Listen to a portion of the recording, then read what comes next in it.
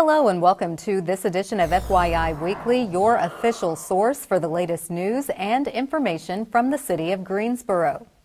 The Greensboro Urban Area Metropolitan Planning Organization, or MPO, is seeking public comment on the 2019 Program of Projects. This is a list of planned federal transit grant requests to support bus and paratransit services in this fiscal year. Residents have until Wednesday, May 8th to share their comments. The proposed grants are for the Greensboro Transit Authority, the Piedmont Authority for Regional Transportation, and the Guilford County Transportation and Mobility Services, all of which operate in the Greensboro MPO service area. The 2019 Program of Projects is available for review on the MPO website. Written comments may be mailed to P.O. Box 3136 in Greensboro, North Carolina 27402. Residents can also share comments during a public hearing at 2 p.m. on Wednesday, May 8th, before the MPO Transportation Advisory Committee. The meeting will take place in the City Council chambers on Level 2 of the Melvin Municipal Office Building, located at 300 West Washington Street.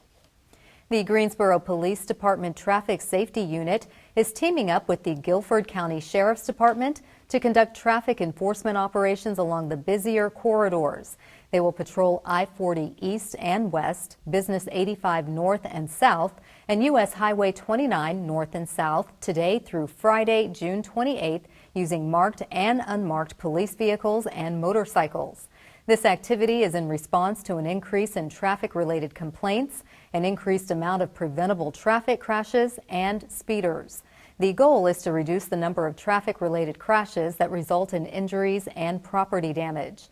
The Greensboro Police Department reminds motorists to monitor posted speed limits, avoid distracted driving, and wear your seatbelt. The Highway Crash Reduction Initiative will be implemented at various times and days of the week over the next 3 months. Guilford Metro 911 is celebrating National Public Safety Telecommunications Week today through Saturday, April 20th. This annual event pays tribute to those who respond to emergency calls, dispatch emergency professionals during a time of crisis, and render life-saving assistance to 911 callers. Guilford Metro 911 will recognize its employees during an awards ceremony to announce the Telecommunicator of the Year, Support Person of the Year, and Rookie of the Year.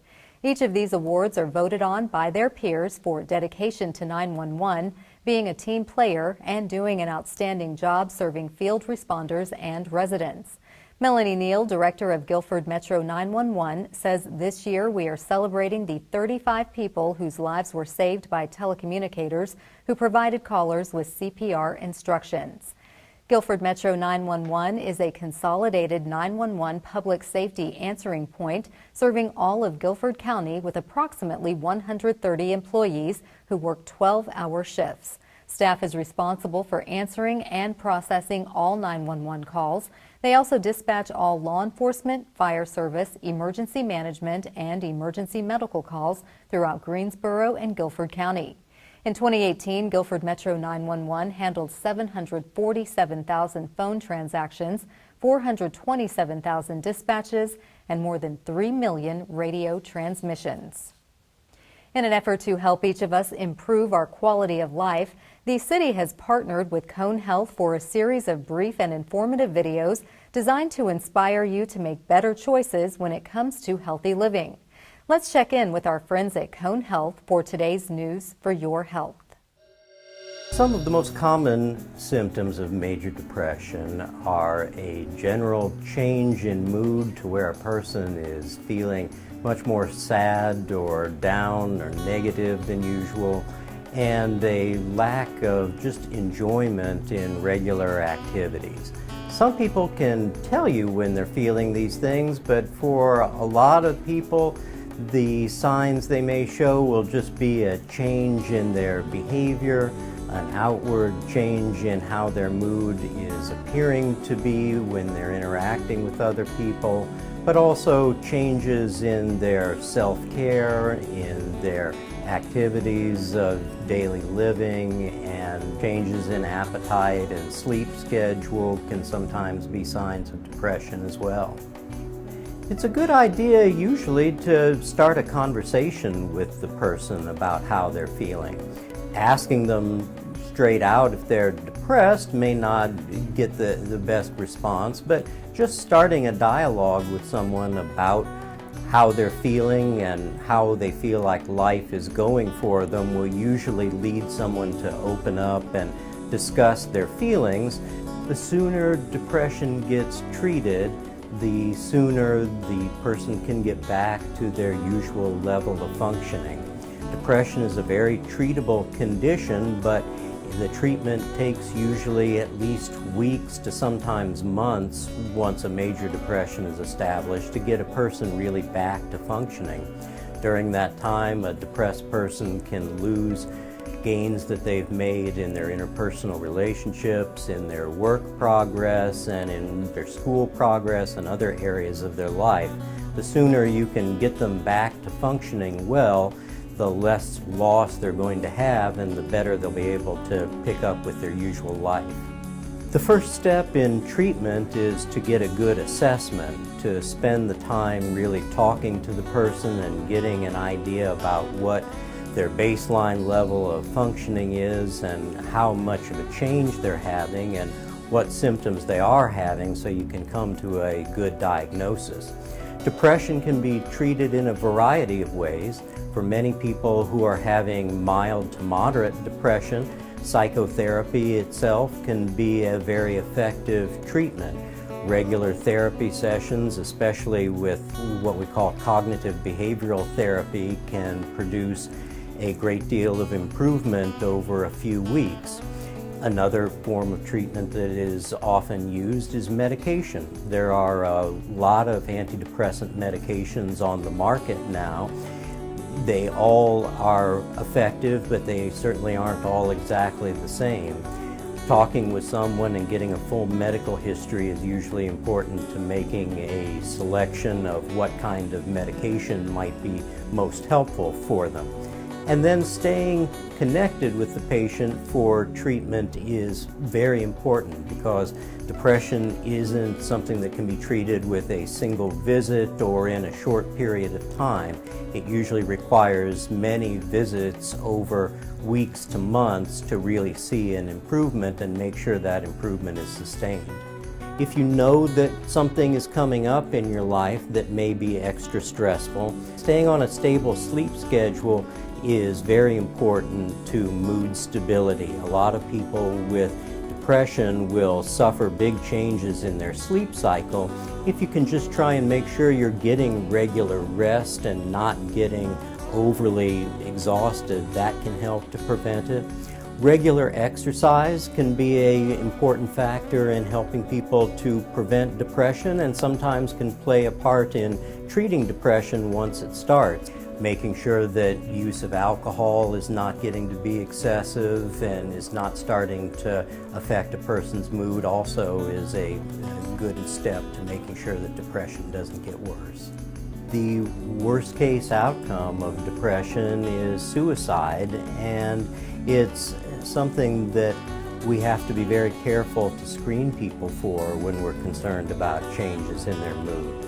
A lot of people will go with feelings like that and not feel comfortable talking to family or healthcare providers about it until it's too late.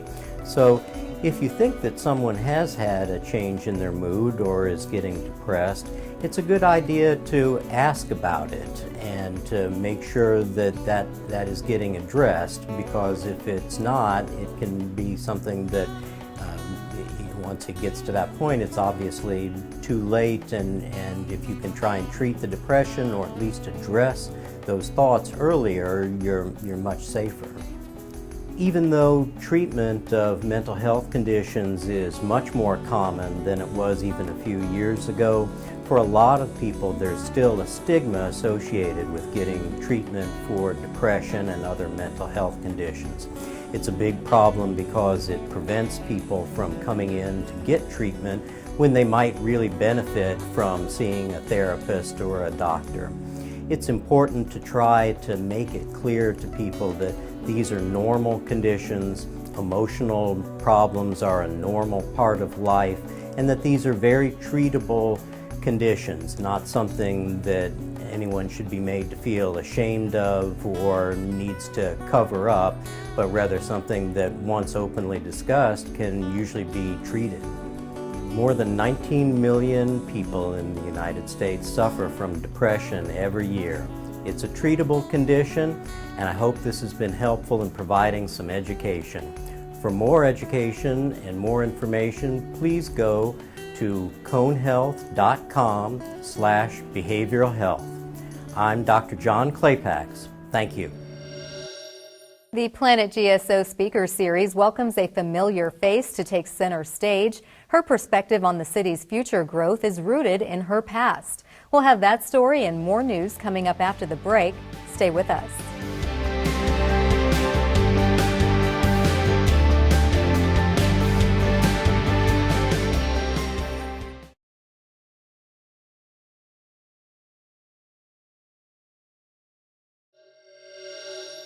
Welcome back to FYI Weekly.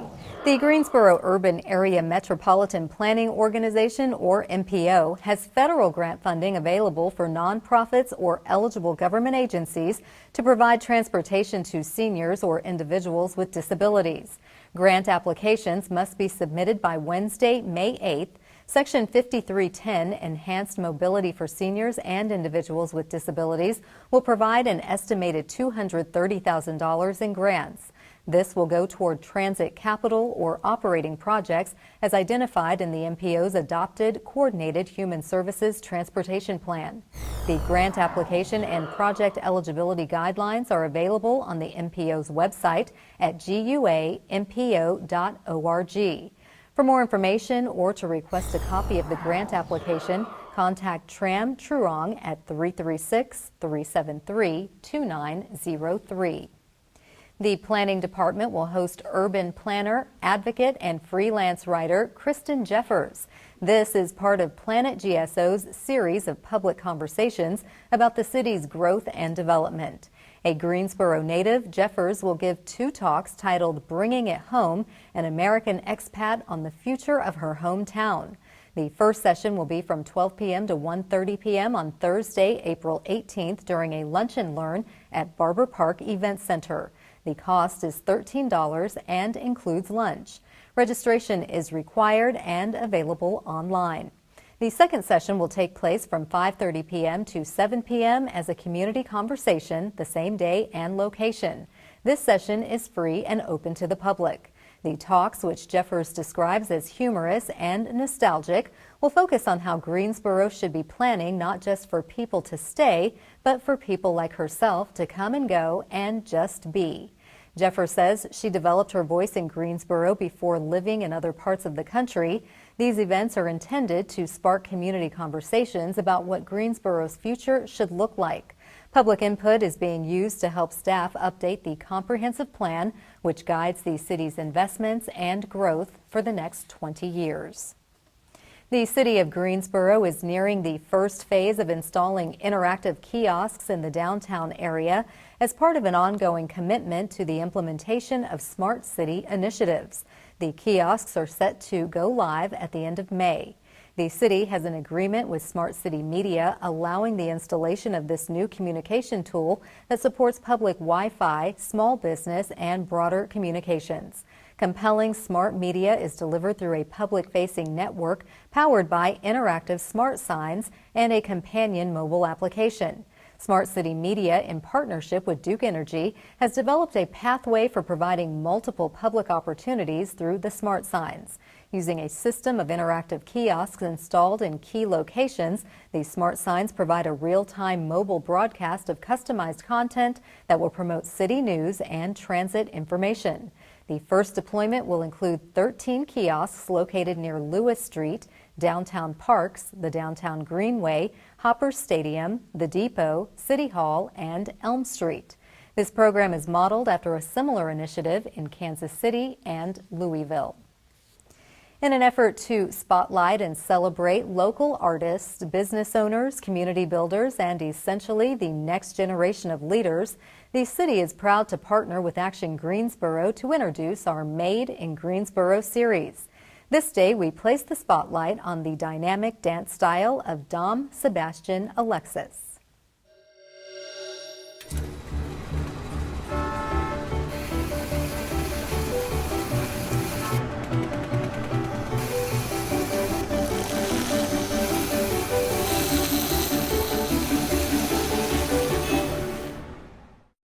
Dom Sebastian Alexis is a UNCG-trained dancer, choreographer, instructor, and artistic director of a neo-contemporary dance company.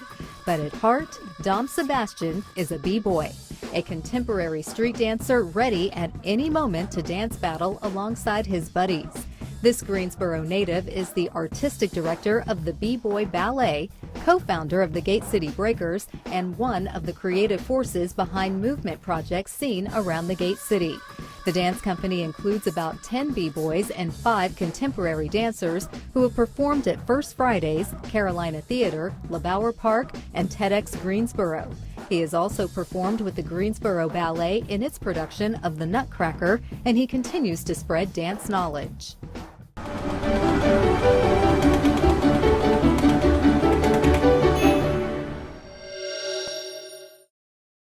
To learn more about Made in Greensboro or to see more images taken by photographers Jerry Walford and Scott Mothersbaugh, visit the Action Greensboro website at madeingso.com.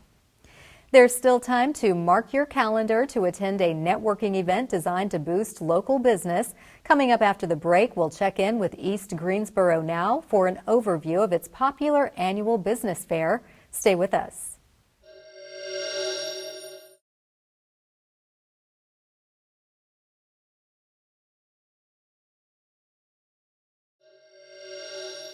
Welcome back to FYI Weekly. Minority business owners have several resources at their disposal when it comes to starting and sustaining their enterprise within Greensboro. One resource is the annual Minority Business Opportunity Fair. Joining me now to give us an overview of this highly attended event is Phil Barnhill. He is the Executive Vice President of East Greensboro Now. Hello, Phil. Welcome to the show. Thank you for having me. Absolutely. Thank you for joining me. Explain your organization for those who aren't familiar with East Greensboro Now. Okay. East Greensboro Now is a community development corporation, and our focus is primarily economic development in the eastern part of the city. Okay, very appropriate, East Greensboro Now, and you focus on East Greensboro Enterprise. So why do you host the Minority Business Opportunity Fair? Well, one of the things we found was that in order for small businesses, in particular minority and women-owned businesses, to grow, one of the things you have to feed is that network. And so for a number of small businesses, the difficulty and challenge is how do I go about getting into the doors? And so with this event, we focus primarily on the municipalities and the public institutions. But what we want to do is provide that exposure for those companies to be able to meet those key decision makers and not have to spin their wheels trying to figure out how do I break in, what does it take, how do I find these things out, and never be able to tap into these organizations that spend a lot of money. Okay, so you've told us who in terms of who should attend the event. Is there an admission fee for this? The event is free, and in terms of who should attend, I would say any small business owner, minority or women-owned business, depending on what types of services or products you offer. If you think there's a possibility to sell to the government agencies and public institutions, this is a place to come. Okay, so that's the premise in terms of what would people gain from participating in this opportunity fair. It's the access. Absolutely. It's a true networking event.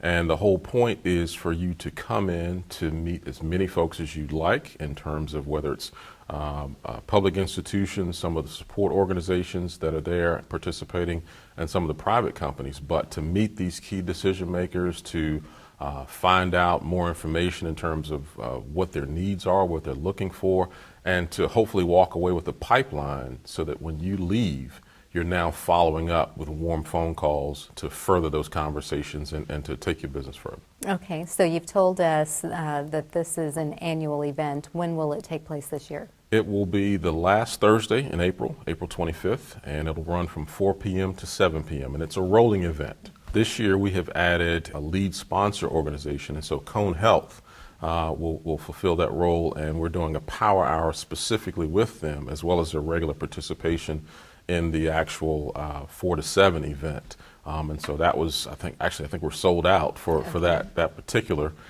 portion of the event, but we're excited about them. We'll also have some financial institutions like Self-Help Credit Union, Piedmont Business Capital, I think... City of Greensboro. Well, of course, the public institutions, the City of Greensboro, Guilford County Schools, North Carolina A&T, UNC Greensboro, GTCC. We even have the Military Business Center participate. Nice. We're going to have representation from the State Hub Office and DOT at the state level will be participating. So that's going to reach a broad sector of minority business owners depending on what their specialty is. Absolutely, and that's the point. Okay, well, thank you, Phil, for telling us about the Minority Business Opportunity Fair coming up in just a few short weeks, and I'm sure you'll have a great turnout. We appreciate all that you do at East Greensboro now to really draw interest and activity into the economy for East Greensboro. Well, we appreciate the support that we get from the city. Thank you. Thanks for coming, and come back and see us. Will do. Thank you. Stay tuned for a little-known fact about Greensboro as we tell you something about the city. That's coming up after the break. Stay with us.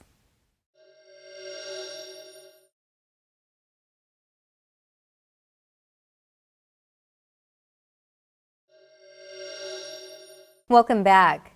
One way to stay informed about what's happening in the city is by attending or tuning in to city council meetings. The Greensboro City Council meetings are open to the public, but if you cannot attend, we broadcast the meetings live right here on GTN, and we also stream the meetings live on the city's website. Council meetings take place at 5:30 p.m. on the first and third Tuesdays of the month on level 2 of the Melvin Municipal Office Building located at 300 West Washington Street. The first meeting of the month includes public comments and special presentations. Meetings on the third Tuesday of the month focus on public hearings and city business. The fourth Tuesday is reserved for a meeting as needed. To review the council meeting schedule and agendas, please visit the city's website. Here's an opportunity to learn a little something about the city. Greensboro is the third city to participate in eBay's Retail Revival program, which focuses on bringing traditional Main Street businesses online and introducing them to new customers around the world. eBay officially launched its Retail Revival program for businesses that have been selected to participate in Greensboro. The full-day event consisted of training sessions on eBay's best practices, such as shipping and inventory listing, to ensure participants are set up for success. There is a diverse group of 75 local entrepreneurs enrolled in the program, which is the most of any city participating to date. Retail Revival is a path in which eBay enables small businesses to stay local and sell global. A recent eBay report on global trade efforts of eBay-enabled small businesses in North Carolina shows 96% of eBay-enabled small businesses export internationally compared to 1.2% of other businesses in North Carolina. Retail Revival will help fuel the growth of Greensboro small businesses by equipping them with the tools they need to harness the power of eBay's platform and global marketplace. Each partner city works with eBay for 12 months, during which participating businesses receive training, support, and resources to start and scale their businesses on eBay. Coming up after the break, we'll showcase our department spotlight. But first, prepare to mark your calendar for all the great events happening this week on the town.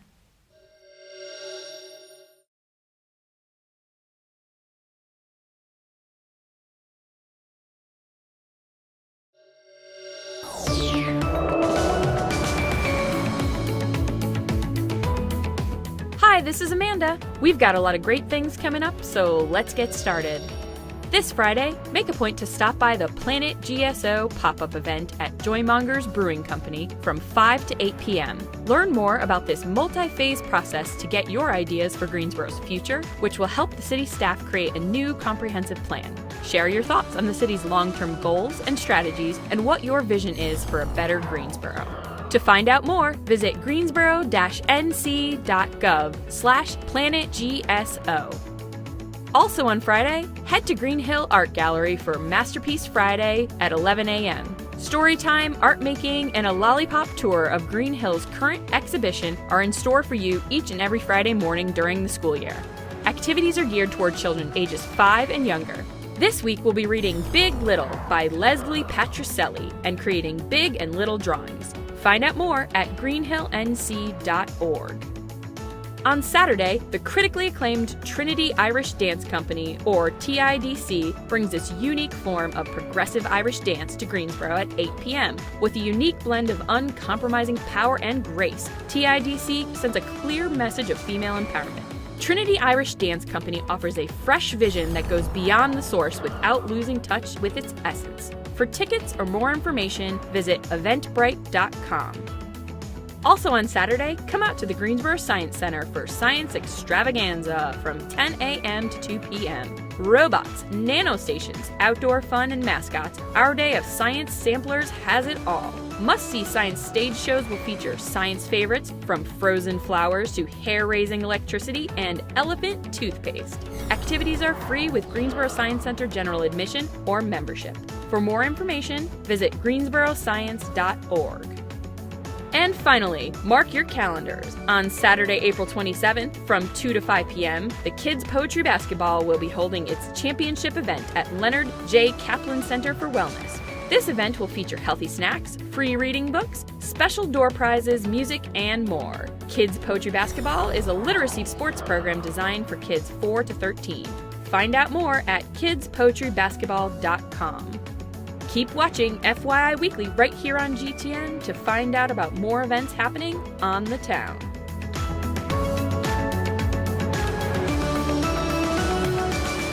Welcome back. The City of Greensboro has more than 20 departments and several divisions committed to serving you, our residents and visitors. Let's go behind the scenes in our department spotlight.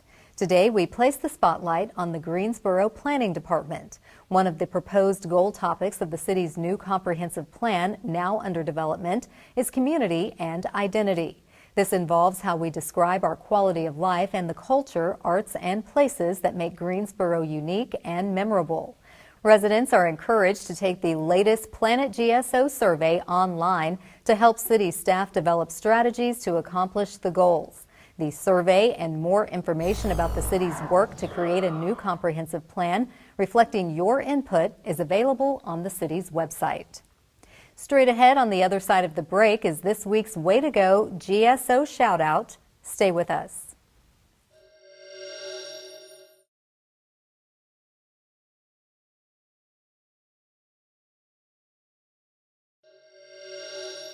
As we draw to a close, we always want to end on a positive note with our Way to Go GSO shout out. This week's shout out goes to the International Advisory Committee, or IAC, as it welcomes newly elected representatives. The new committee members are Chairperson Sadiqa Ahmed from Sudan, Vice Chair Mustafa Lady from Algeria, Vice Chair Ram Mohan from India, Executive Member Amber Khan from Pakistan, and Secretary Dharma Sadi from Sudan. The newly elected IAC team will spend the next 3 months shadowing the current leaders and undergoing training. They will officially take office on July 1st. Congratulations. That concludes this edition of FYI Weekly, but you can easily stay connected to the latest city news by linking to us on Facebook, Twitter, YouTube, and Instagram. Be sure to download our weekly podcast, Talk City Greensboro. For all of us here at the City of Greensboro, thanks for watching, and we'll see you next time.